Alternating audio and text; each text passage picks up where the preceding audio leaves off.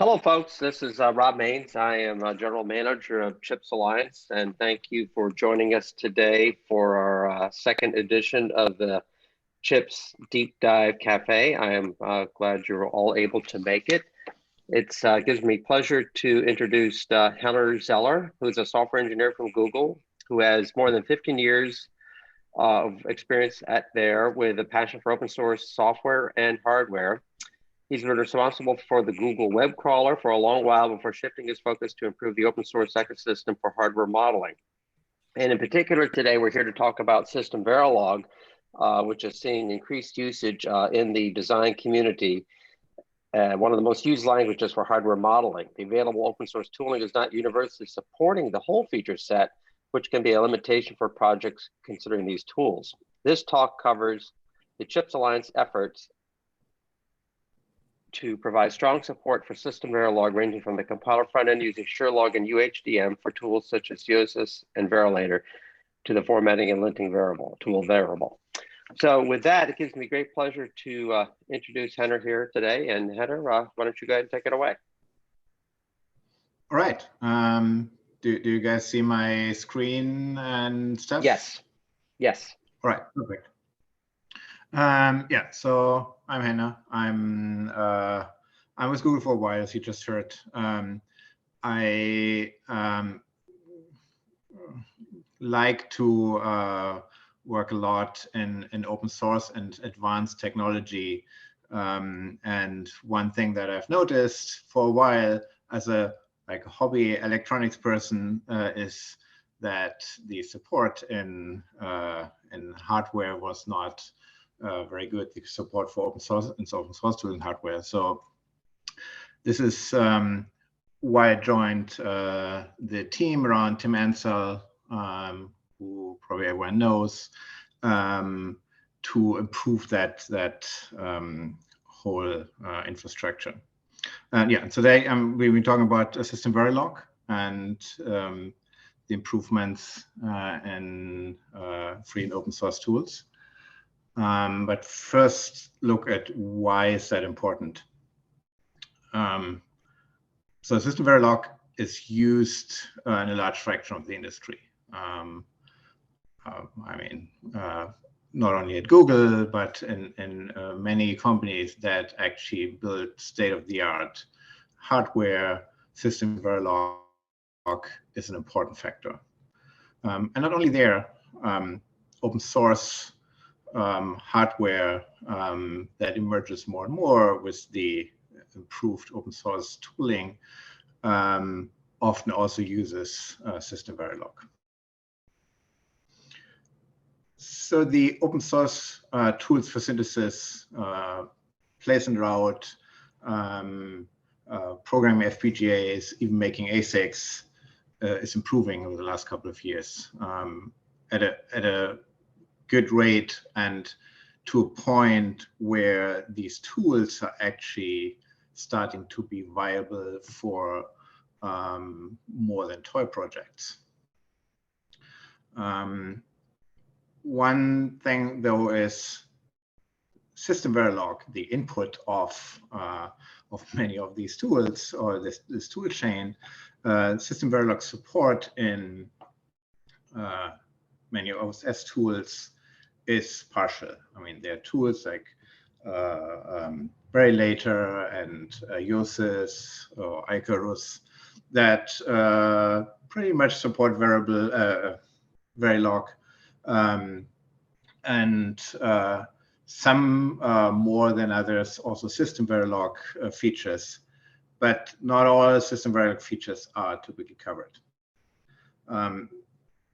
But one thing that we all work towards is that more people are enabled to use the open source toolchain from synthesis, place route, FPGAs, all the way up. But if the input, if their existing code base cannot support that, then this would be a problem. So an important factor for engineers adopting a new workflow, and engineers are not only open source engineers, but also engineers in the industry.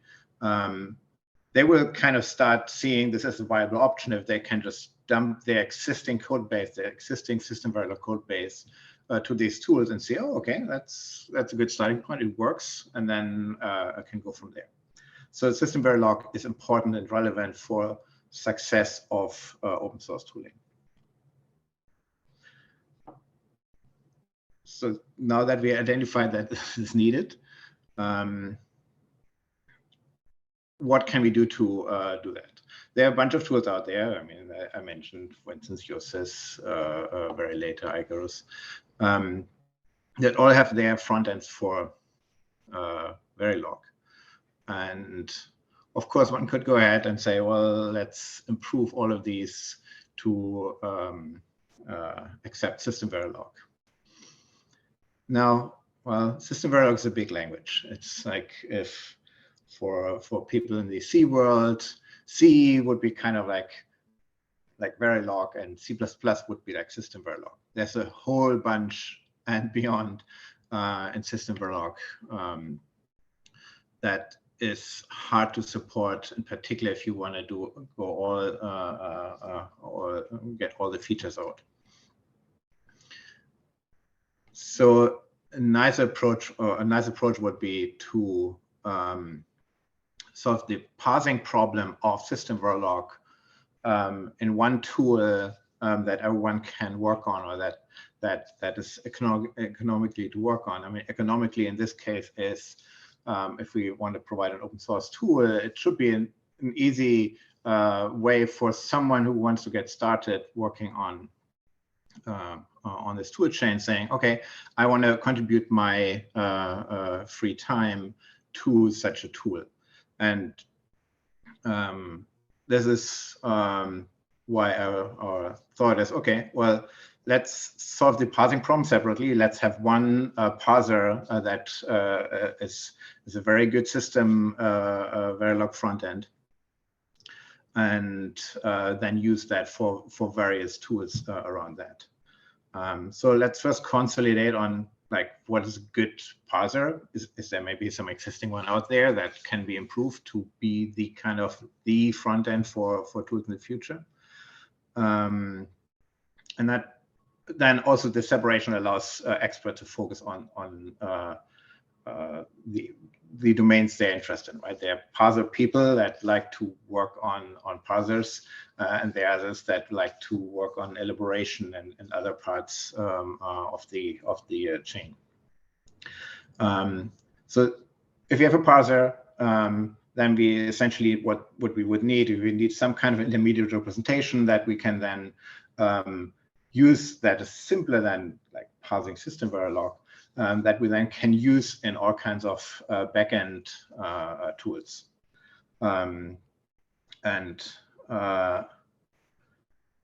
There might be a little bit of distinction between what goals you want to achieve. There's the backend synthesis tools such as Yorsys, Verilator, that do synthesis and simulation that need a lot of context of the language. Like they need the symbol table, they need a netlist, stuff like that. And there are other tools that are also important for the whole work in the field, which are just like developer tools to make it simple to work with system Verilog, like formatters, linters, things that help you in your editor. So that's kind of, now that we identified, okay, we need to start out with some kind of a front end. Let's look what we can do. Problem is, of course, how to find that. We could just go ahead and say, oh, okay, let's just write a system Verilog parser from scratch. Problem with that, as I said, is system Verilog is a huge language. It is not something that you do in an afternoon or two, that for that matter.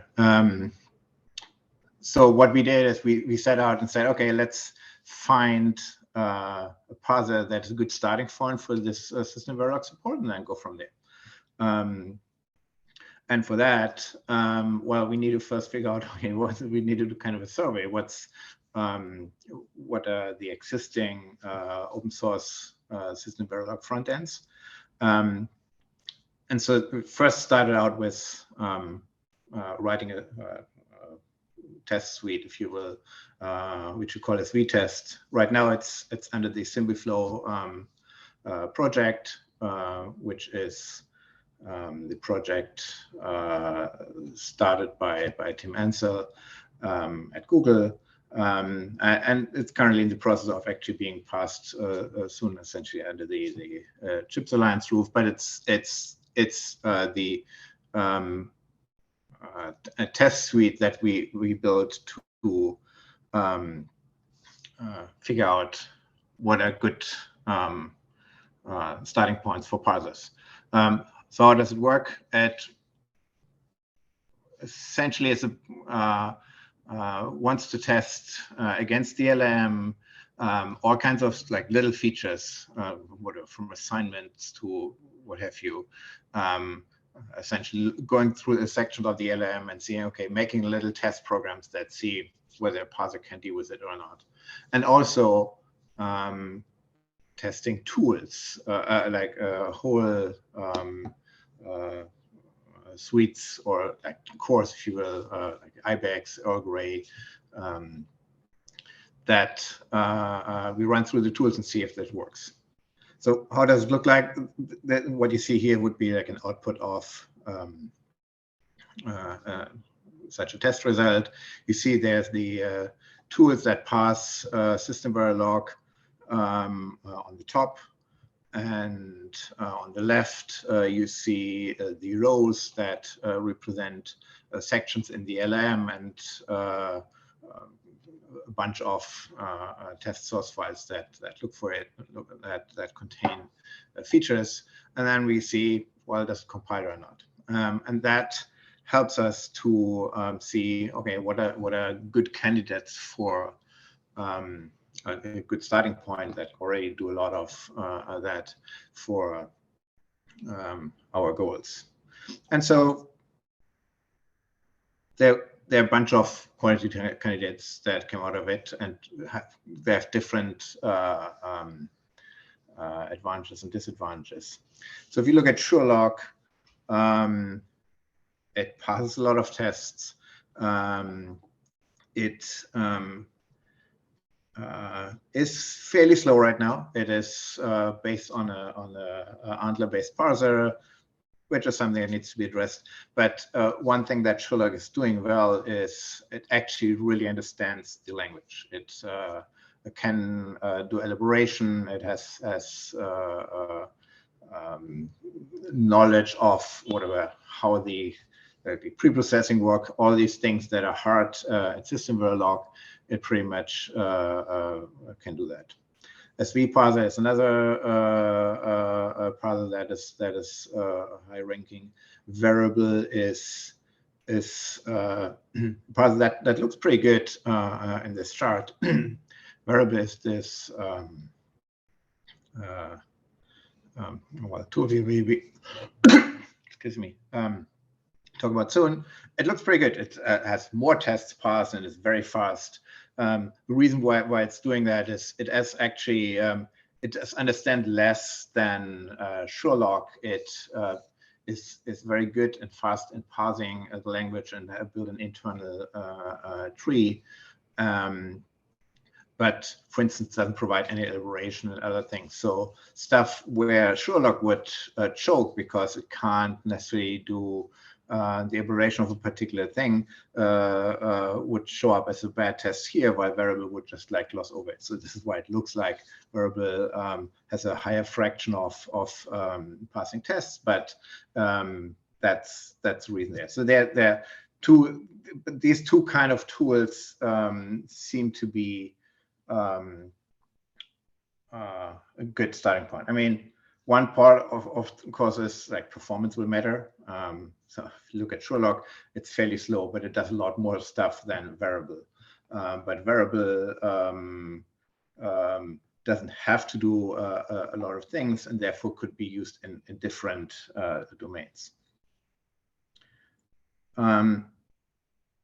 So what did we observe once we brought as we test out there. We found that the test tool is actually appreciated by a lot of these tool developers or compiler developers. And people started to send their own tools to also be included in that in that chart, because they wanted to know how they're doing, and it also spurred some sort of, essentially a gamification effect. Like once you have a table with like red and green areas, people try to make sure to improve the green on their tool.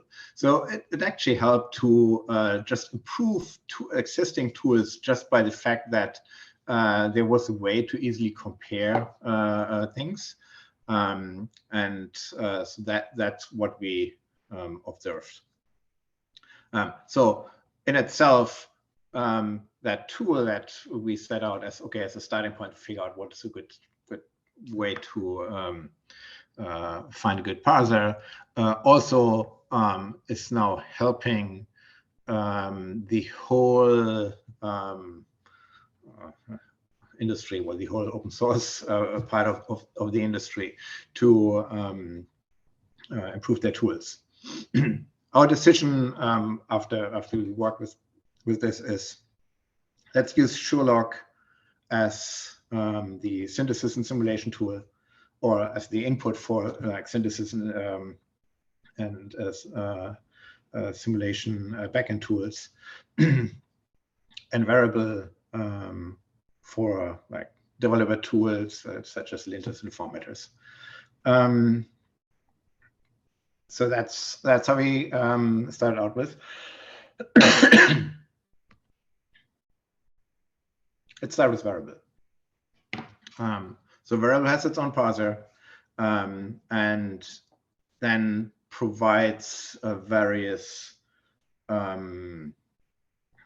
features such as a linter, a formatter, an indexer. Verible started out as like an internal tool at Google, written by David Fang. And its initial goals are to provide linting and formatting service.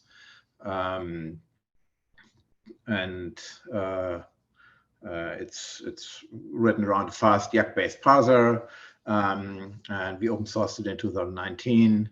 Now it's under the Chips Alliance roof, and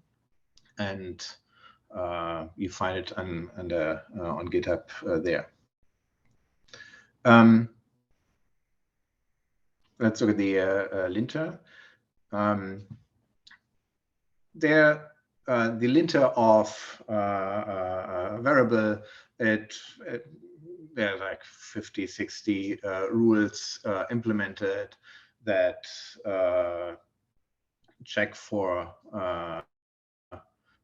various topics that are like leaning on some Open Titan style guide mostly, and can easily be extended. So the way Verible is structured is as this parser, and it can pass that structure to various linting classes that can look at particular subtrees and decide if there's some linting problem. So it's an easy to improve and easy to extend linter. It is actually, people are using it for whatever various linting things. One important thing for us was on one of the first steps to actually put it into the Open Titan continuous integration. You can see a dashboard here on the right, which highlights one of the important aspects of having available a linter that is open source. There are closed source linters out there, and they often have one problem. You buy a license that can, where one user at a time can use something, or 5 users or whatever. But that is not very well suited for continuous integration and kind of automated tests, right? Because you would like to fire up whenever you, or if someone submits a thing, to run a linter on it, or whatever, some other tool on it, and get immediate feedback. And you would like to have that for all users and that are part of an open source project. So and sometimes I think linting results couldn't even be shared with like of commercial tools. I think, I mean, there's a lot of stuff that you don't, or a lot of problems that you don't have if you have an open source linter. And yeah, so this tool essentially provides equal access to our contributors. There's also support in FuseOrg, which is a common tool to orchestrate like other tools in the hardware process. Verible as a formatter, or can format code. Also, these things are mostly based on the OpenTitan style guide. One problem with formatting is everyone has their own opinion. And so it's a little bit harder to get something right in a way that everyone kind of agrees on it. So we're working hard on that. One way to make that easier for people to start using the formatter is that we kind of just like incremental formatting. Say you have a change of a file, and then we only format the lines that are needed. So there's like this incremental formatting. There's an interactive formatting where you can say, okay, yeah, this looks like a good change. This looks like a good change. This looks sketchy. I skip that. The feature of the formatter, it is currently also used in the OpenTitan project. Not all of these files are yet formatted with Verible there, because in some cases Verible produces an output that the developers don't like as much. So we've excluded them from formatting. But other than that, the files that do generate a proper formatting are actually also tested in the CI. So if someone checks in or updates a file that is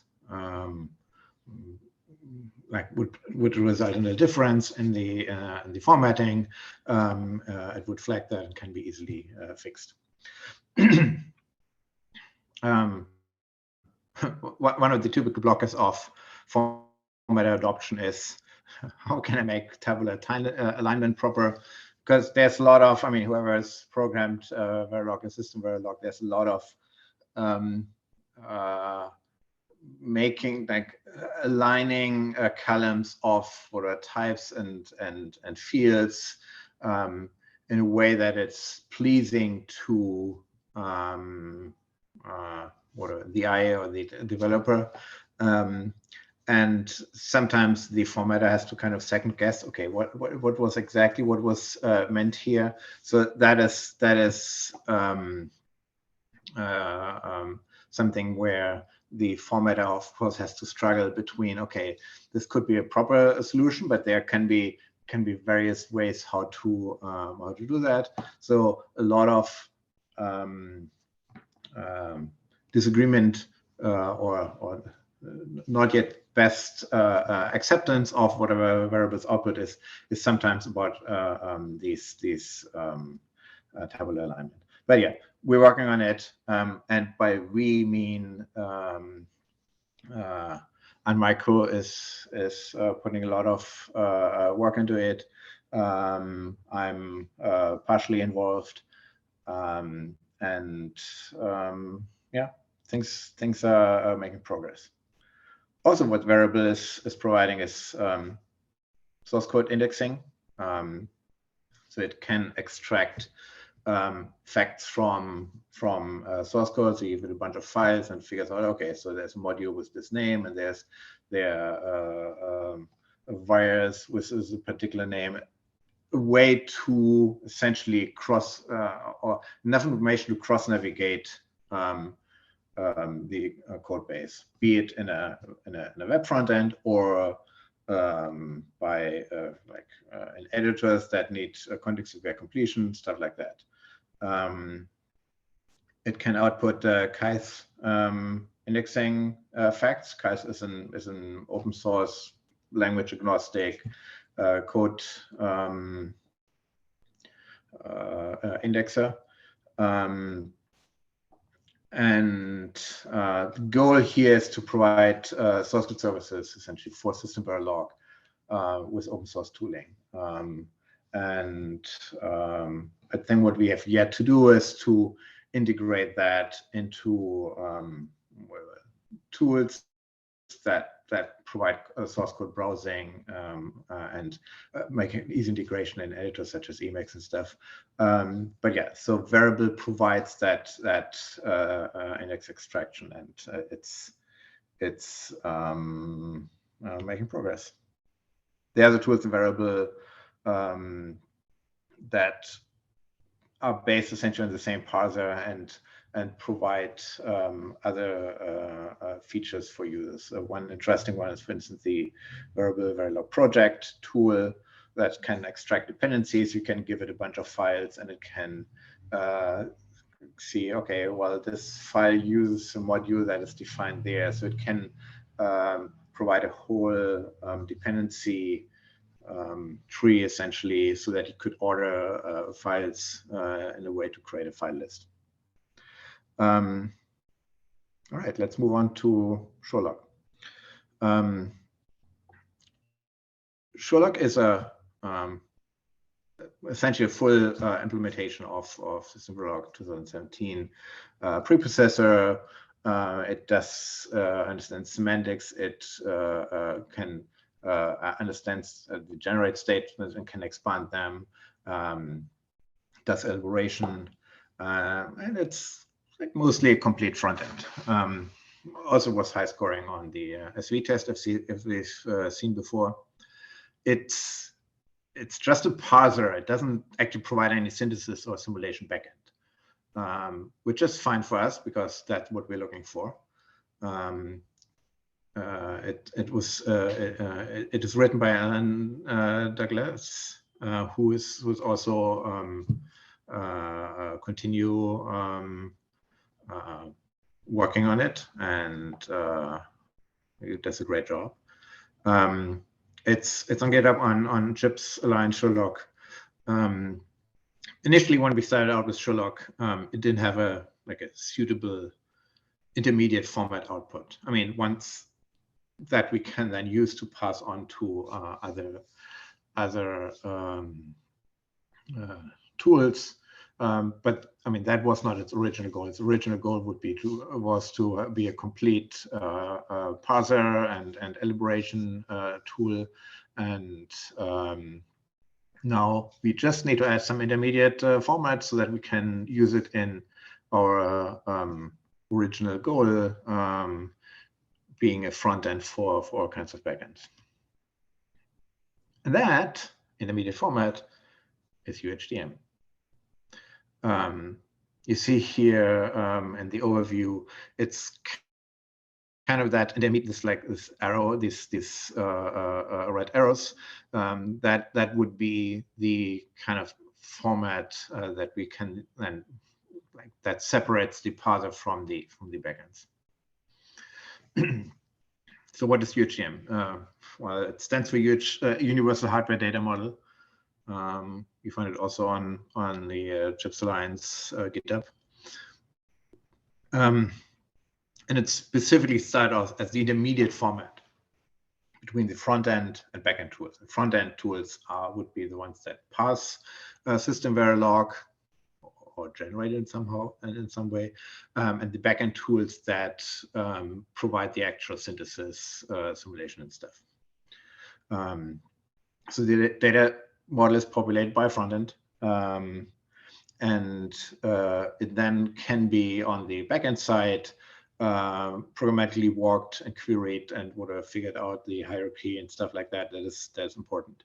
The API is modeled after the VPI interface, which is a standard programmatic interface in the system Verilog standard. We chose that because it's easy to say, oh, let's invent yet another new format, but that might be harder for people to adopt. But if it's something that is at least rooted and based in some standard API that is already part of a standard, it might need maybe extension for some features we need. That's much easier for people to work with. How's the actual transmission done between front end and back end? So UHDM is serializable, so it actually can be written to a file. So we do some parsing and convert it to whatever this UHDM intermediate like tree structure thing. And that is serializable, so it can be written to disk and then be read by other tools, which is also a good thing for caching. Think of makefiles and in general build tools where you can parallelize things. So you can have one thing that parses a file, outputs UHDM, and then have a separate tool read that file and process. And all these tools that work with like caching and figuring out, okay, files didn't change, stuff like that, can be used as such. We can pipeline things. We don't need, or we only need as much memory as needed, stuff like that. So UHDM is can be written to this and then read later by tools.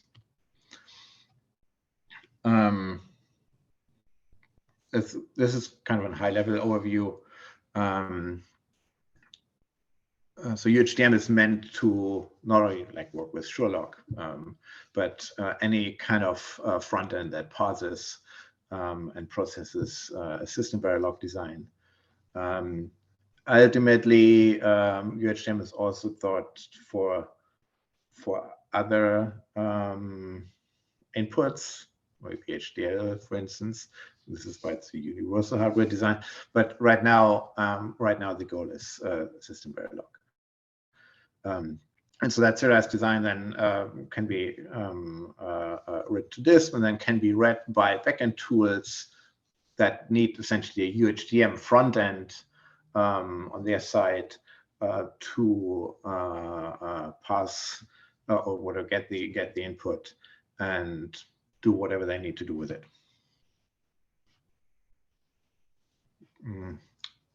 How does UHDM look like on the inside? It's essentially files that describe that VPI model as described in the IEEE standard. Internally, it's a bunch of YAML files that are then going through a tickle script that generates C++ classes, which are then compiled. It also generates a Captain Proto serialization model. So Captain Proto is a common serializing format that can be written and read by a variety of languages. So it is language agnostic. So we have to write it with a C++ front end, but that serialized file then could be read by another C++ file or by Python or by Java or what have you. So we are not limiting ourselves to a particular backend or a language for backend. So the front end, if that is C++, it can generate UHDM, but then the backend can read the serialized format and use for its purposes. Yeah, if there are questions, we can look at that later. So now let's use this front end. We talked about Sherlock, we talked about UHDM. Sherlock is a parser, and UHDM is this intermediate format. And as a first step to provide this parsing source code and generating some useful intermediate format for backends, we wired up Sherlock with UHDM. And when I say we, I mean Alain does that as the main author of Sherlock and UHDM.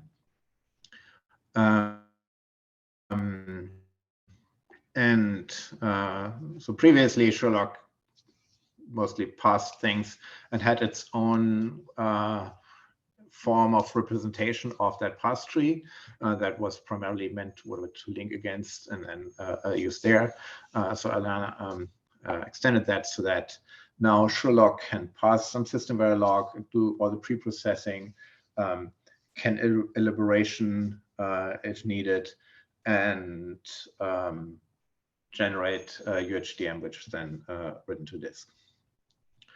So it can just output in UHDM that is more or less representing the parsed content, but also can what do I do like deal with generate statement and elaborate the output, and then output elaborate on that and output an elaborated form, which might be simpler to process for some tools.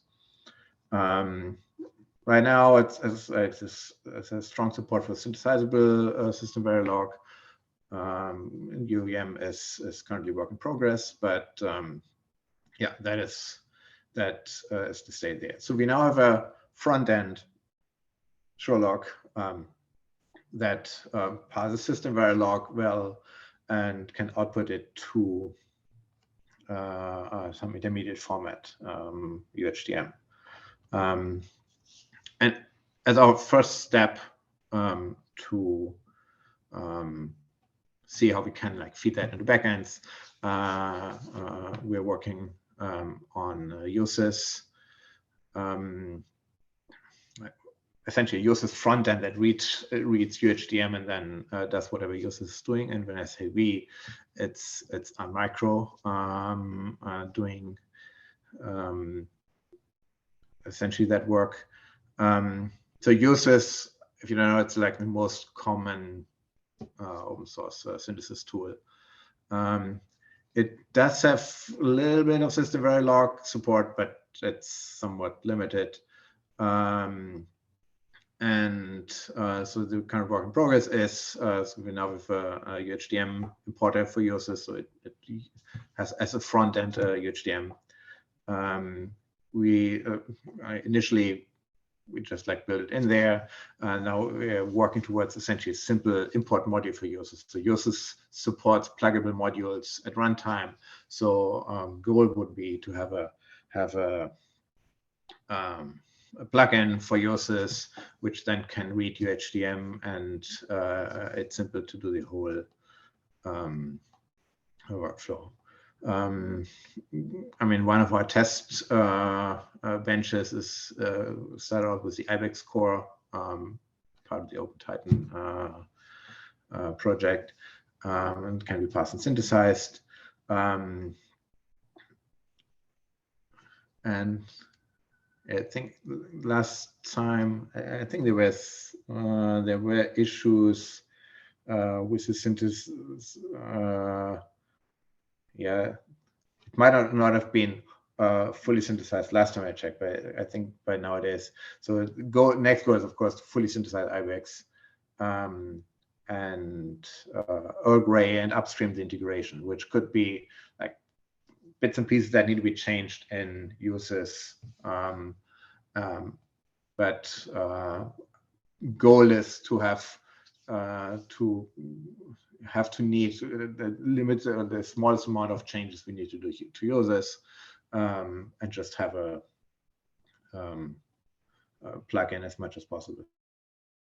And you find these integration on Chips Alliance as well on the GitHub. And of course, only doing one backend shows some shows that things are working, but it only gets interesting once we actually show that the UHDM intermediate format actually can be used for all kinds of backends. So next is Verilator. So for Verilator, we also working on essentially a front end that reads UHDM and passes it to Verilator. And when I say we here again, it's Michael doing the work. So Verilator is a simulator for hardware. And the default system Verilog support is actually pretty good. I mean, it's better than US's, but still limited. So our goal here is to also see if we can use our parser with UHDM intermediate to Verilator, and so that's work in progress. IBEX can be parsed and works on a way to get a full coverage there.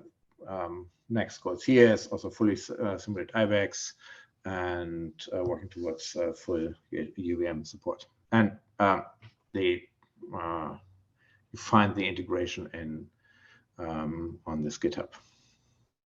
So recap. System Verilog is an important language for the industry, and hence it's a critical part for the adoption of open source tools also from the industry. As we test, the test suite help to identify a good parsers and a front end for multiple tools as a starting point. The Verible family of developer tools increases human efficiency, if you will, the developer efficiency. And Sherlock with UHDM as backend enables system Verilog support for tools that might not have that yet, and will be able to make it simpler for new tools to emerge, because new tools only might need to be able to deal with UHDM as a front end, and then can do their own thing. So it hopefully allows for more projects coming up that use that. And we already see that in the UHDM project, that there are people using UHDM for kinds of things in research. So that's interesting. Also, as a front end, Sherlock right now is the first front end that outputs UHDM, but there can and will be others. So there's we have seen there are some quality candidates in the SV test suite, and we might see some of these people say, well, let's output UHDM as a way to interface with other tools. And so now we have this nice multiplication effect that people that are interested and good at doing like programming of parsers can do so and they have an immediate access to a bunch of backends that can deal with UHDM and vice versa. If there are more front ends, then a bunch of backends can easily say, well, we can work with a bunch of front ends. And with that, I don't know, other questions? Thanks so much, Henner, for an excellent presentation. I sincerely appreciate it. We have one raised hand and one question. So let me take the question first, since that came in back a bit. It was from Victor Beskioff. I hope I'm pronouncing that correctly. His question is, any plan to make an extension for Visual Studio Code?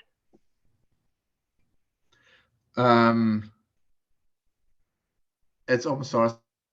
You can do that. The question is which context. I suspect maybe for the indexing and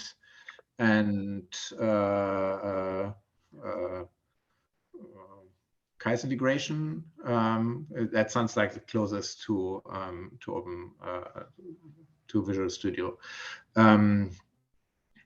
I think there are some people actually working on stuff like that. Also, Kais is a universal language backend that is running as a server. And I think there are Visual Studio implementations for it that can talk to it. But I don't know much about that. So to answer the question, there's no immediate plans for us, but it should be fairly straightforward for someone who knows what a Visual Studio and how to add plugins there to make that work. Okay, I see it was Victor who raised his hand, so let me enable him to talk. So Victor, go ahead. Whoops.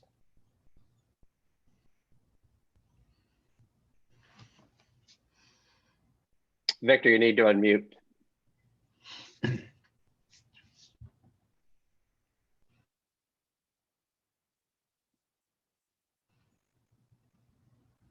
Okay. For some reason that's not working. Are there other questions that folks might have? Here's a question. This is from Jose Orcozo. Is the flow available already, the collection of tools, or for now, are they independent tools? Which tools are available? Let me repeat the question. Is the flow available already? That is the collection of tools, or for now, are they independent tools? So I'm wondering if that's a question about the integration with UHDM, both in terms of parsing. Go ahead, I'm sorry. Yeah, it sounds like it. Right now, the independent tools, there's description how to wire things up in on the GitHub I showed.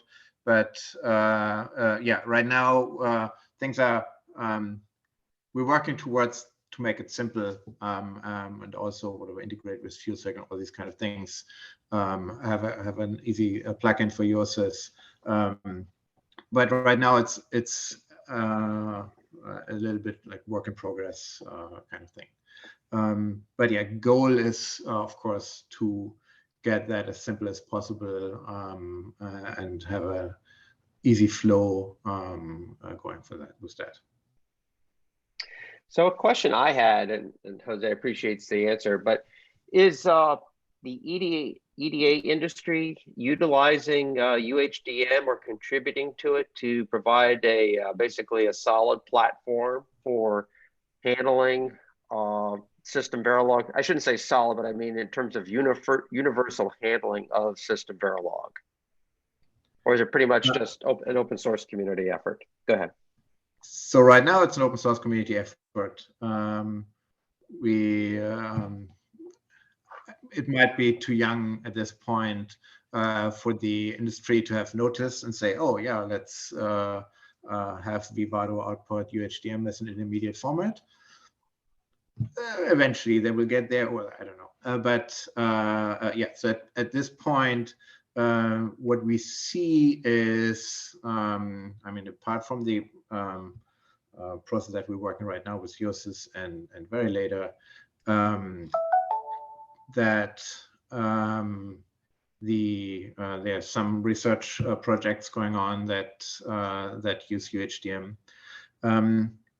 Given that UHDM is based on the VPI, which is like part of the standard in the IEEE standard, it is, if some of this like open kind of interchange format, if you will, thing is going to happen, it might be UHDM. So answer is, we don't see the big vendors yet putting a lot of energy into UHDM, but they might at some point.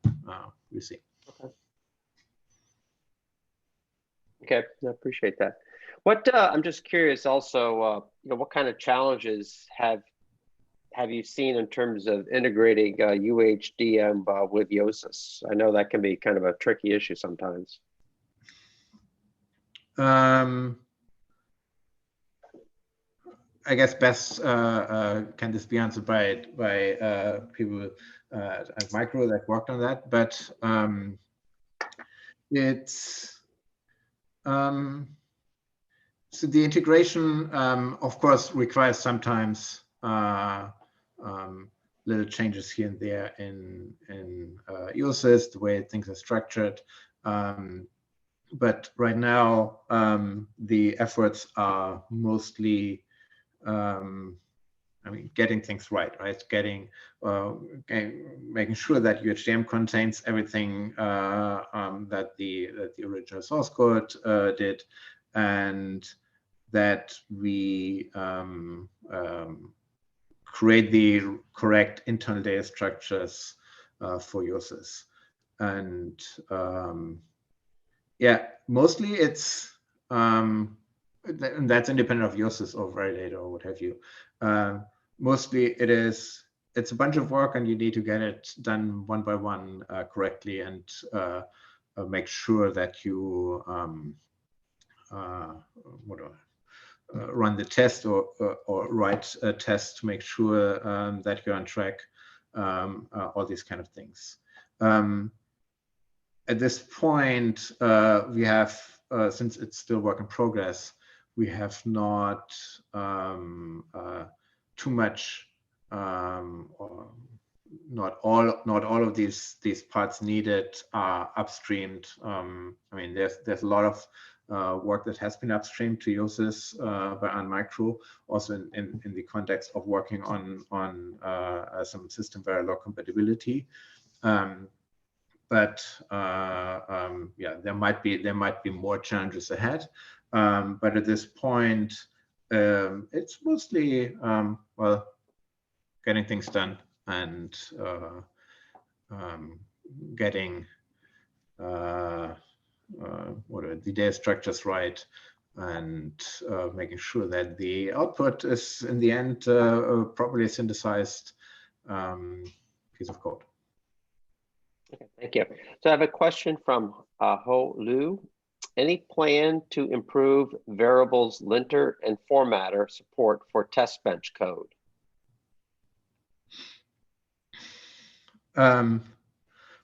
Well, yes, there are plans. Let me put it this way: we accept pull requests. It is, I mean, that's my standard answer to in the open source context, and it's just like that, right? It is, after all, there's a limited amount of people working on this, and they have particular goals. I mean, our first goal is to see, okay, if we can fully support OpenTitan, and then go from there. And there is, I mean, good amount of linting and formatting is essentially just working on the internal tree. So it is fairly simple. If you have a particular need to just edit. And so we have seen various contributions from people outside our immediate team to send their pull request with a particular improvement of linting rules, or make linting rules configurable, because there might be different opinions how certain things should be linted, and stuff like that. So the plan is to have that the most comprehensive and best formatting and linting tool. So yes, I guess that encompasses that. But as always, if there's a particular need and you would like to dive in, send a pull request. There are people happy to review that and work with getting it in there. Very good.